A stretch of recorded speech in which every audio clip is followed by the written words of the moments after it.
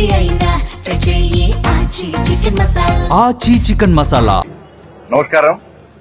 ఈరోజు కార్పొరేషన్ ఎన్నికల ఫలితాల్లో కరీంనగర్ కార్పొరేషన్ మీద భారతీయ జనతా పార్టీ కార్యకర్తలు కాషాయ జెండాను ఎగిరేయడం, కరీంనగర్ కార్పొరేషన్ భారతీయ జనతా పార్టీ కైవసం చేసుకోవడం చాలా అదృష్టం, చాలా గొప్ప విషయం. ఈ అద్భుత అవకాశాన్ని మాకిచ్చి మా అభ్యర్థులను గెలిపించి నరేంద్ర మోడీ గారి యొక్క సారథ్యంలో కరీంనగర్ ను అభివృద్ది చేసే అవకాశం, కరీంనగర్ ప్రజలకు సేవ చేసే అవకాశం కల్పించినటువంటి కరీంనగర్ ఓటర్ మహాశయులందరూ కూడా శిరస్సు వంచి ప్రణామాలు చేస్తున్నాం. ఈ సంతోషం పట్టలేనిది. ఒక లక్ష్యాన్ని ఎంచుకున్నాం, ఆ లక్ష్యాన్ని చేరుకోవాలనుకున్నాం.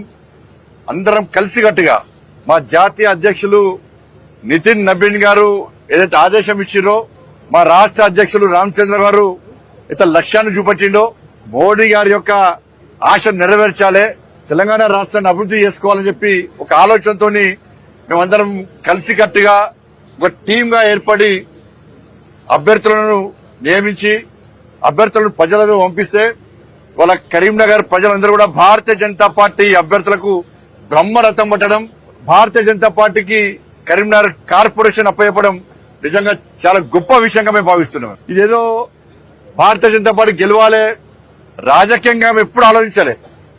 సరే, చాలా మంది కూడా బండి సంజయ్ హిందుత్వం వాడతాడు, బండి సంజయ్ నయా పైసా దేలే, బండి సంజయ్ ఏం చేయలే అని చెప్పి ఎవరైతే పిచ్చి కూతలు కూసిరో వాళ్ళను ఎక్కడ దెబ్బ కొట్టాలనో అక్కడ దెబ్బ కొట్టి ఇదిరపై నరేంద్ర మోడీ గొప్పతనం, నరేంద్ర మోడీ ప్రభుత్వం కరీంనగర్ చేసిన అభివృద్ది ఇది, బండి సంజయ్ తీసుకొచ్చిన పైసలు ఇవి.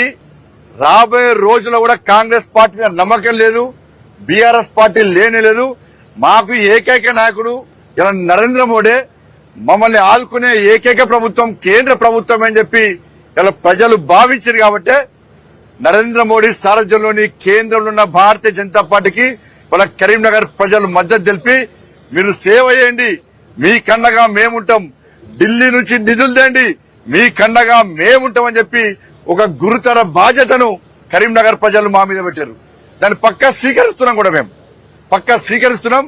5 సంవత్సరాల్లో కరీంనగర్ అభివృద్ధి ఏందో మేము చూపెడతాం.